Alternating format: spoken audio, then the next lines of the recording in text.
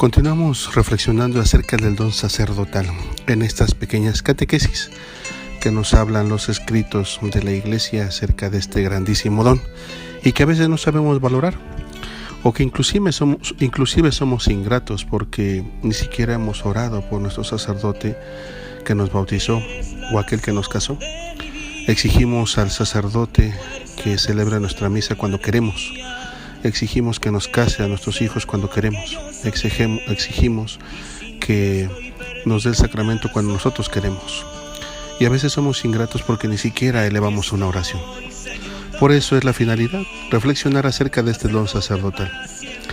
Escuchemos ahora un testimonio de este padre Antonio Ormaza, allá en Dallas, Estados Unidos. Un día, cuando pensaba que nada valía la pena, me encontraba en los momentos más críticos de mi vida sacerdotal.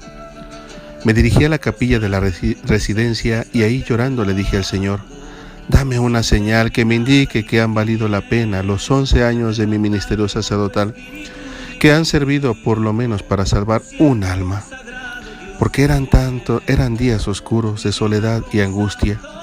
Sentí que todo había sido inútil. Salí de la capilla y me dirigí a mi habitación pensando en las palabras que le había dicho al Señor. Pensaba, le exigí demasiado. Hice un trueque. Tú me das una prueba y yo continúo. Entonces me arrepentí y en mi interior solo le dije, perdón, Señor, me basta que estés conmigo en estos momentos duros. En ese momento abrí la puerta de mi habitación y encontré en el suelo una carta dirigida a mí. Me asusté tanto que no quería abrirla. Pensé que era un anónimo. Nada. La abrí y empecé a leer. Me sorprendí porque era de una señora que yo no conocía. Decía así: Padre Antonio, espero que después de tanto tiempo buscándolo, por fin esta carta lo encuentre. No creo que usted me conozca. Yo iba a sus misas en Garland. La primera vez que escuché su misa fue en una boda. La verdad, no iba con frecuencia a misa. Yo solo era cristiana, pues mis padres eran protestantes. Usted me sorprendió mucho porque cuando empezó la predicación dije, esto es lo que buscaba. Cada palabra que usted pronunciaba era una invitación personal para encontrarme con Jesús. Palabras que llegaban a mi corazón como flechas. Eran palabras sinceras y con una convicción muy fuerte. Me gustó y domingo a domingo empecé a ir a misa. Usted le iba dando sentido a mi vida frente a Dios. Sus palabras y su forma de hablar me hacían sentir como una hija muy amada de Dios. Ahora no sé nada de usted. No sé dónde está, pero recuerdo mucho sus palabras y me salen lágrimas porque no escucho sus palabras y sus consejos. Mientras leía, recordaba las palabras que acababa de decir al Señor en la capilla y empecé a llorar. Dios me había dado la señal que pedí. La respuesta fue inmediata, dice el Padre. Me recordaba que Dios estaba muy cerca de mí y que nunca me había dejado solo, aunque yo estuviera pasando por la cruz. Continué leyendo y me sorprendí mucho, porque esta señora hablaba de cada una de las homilías y de cómo cada una de ellas le había ido cambiando su modo de pensar, de actuar y de vivir. Y sobre todo que su fe había crecido tanto en tan pocos años.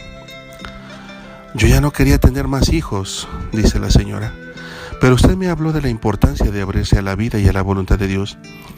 Dijo que los hijos eran regalos de Dios, y entonces decidí tener más hijos. Y Dios a los pocos meses me regaló una niña hermosa. Yo no creía en la oración y usted me enseñó cómo dirigirme a Dios y cómo llamarle Padre. Sus palabras entraron en mi corazón y deseaba encontrarme con este Dios de quien usted hablaba con convicción. En otro momento usted me enseñó a amar y a perdonar a quienes ni amaba ni perdonaba, y empecé por pedir perdón a mi esposo porque no lo amaba como Dios quería. Usted me habló de la Virgen, a quien yo no conocía y en quien mucho menos creía. Usted me ayudó a conocerla y a llamarle Madre. Padre. Usted me dio fuerza para entrar en la Iglesia Católica y ahora estoy preparándome para recibir los sacramentos de iniciación cristiana. Gracias, Padre. Usted ha sido el puente que me llevó a enamorarme de Dios. La señal se había cumplido. Y cuando todo parecía terminar para mí, entonces aparece la luz, el amor de Dios. Gracias, Señor, por mi vocación. Qué bello es vivir y amar día a día mi sacerdocio. Juntamente con esta hermosa reflexión de esta anécdota de este sacerdote, nos dice también el Papa Benedicto XVI en su carta a Nuestro Señor, en su documento Nuestro Ser Sacerdotal. Y dice que si el sacerdote estamos unidos interiormente a las palabras de la oración, si nos dejamos guiar y transformar por ellas, también los fieles tienen al alcance esas palabras.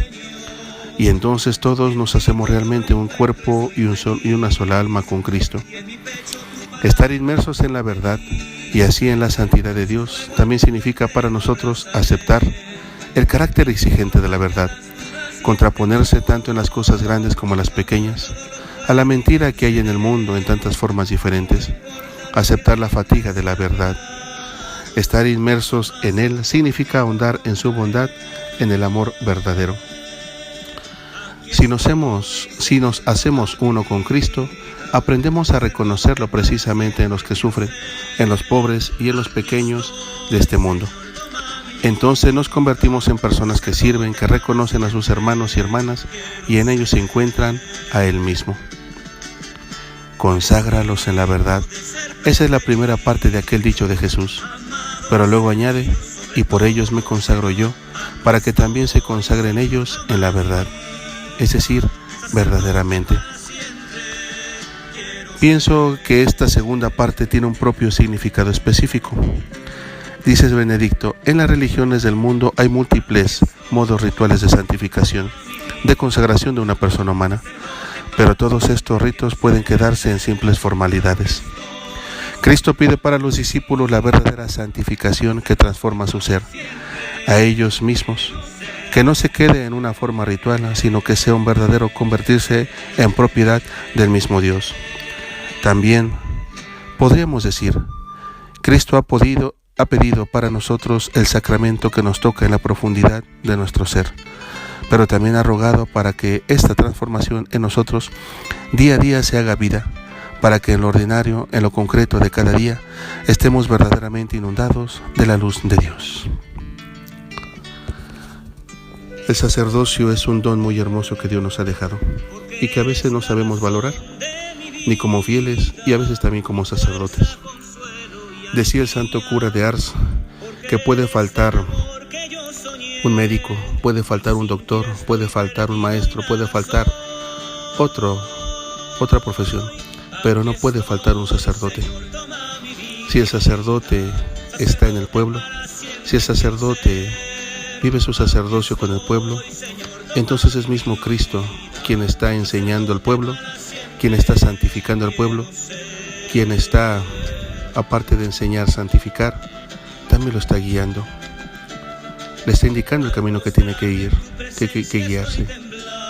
Por eso es muy importante el sacerdocio y México valora mucho al pueblo, al sacerdote. México siempre pide por sus sacerdotes y ora por sus sacerdotes. Y cada una de las parroquias tenemos que pedir por cada uno de nuestros sacerdotes. Te invito a que en este día eleves una oración como hemos venido haciéndolo las demás veces. Una oración por todos los sacerdotes.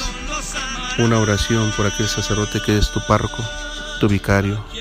Aquel sacerdote que en una homilía o en las homilías te enseñó. Aquel que te corrigió, aquel que te va buscando y quiere tu santificación. Decimos, guarda, Señor, a tus sacerdotes que todos los días te inmolan en el altar. Protégelos porque sin ser del mundo han de vivir en él. Cuando los placeres mundanos los seduzcan, sácialos con las delicias de tu corazón. Defiéndelos y consuélalos en las obras de amargura, cuando creen estéril toda su vida de sacrificio por las almas. Atráelos porque no tienen más que a ti. Presérvalos inmaculados como la hostia santa que diariamente estrechan en sus manos. Bendice todos sus pensamientos, palabras y obras. Amén.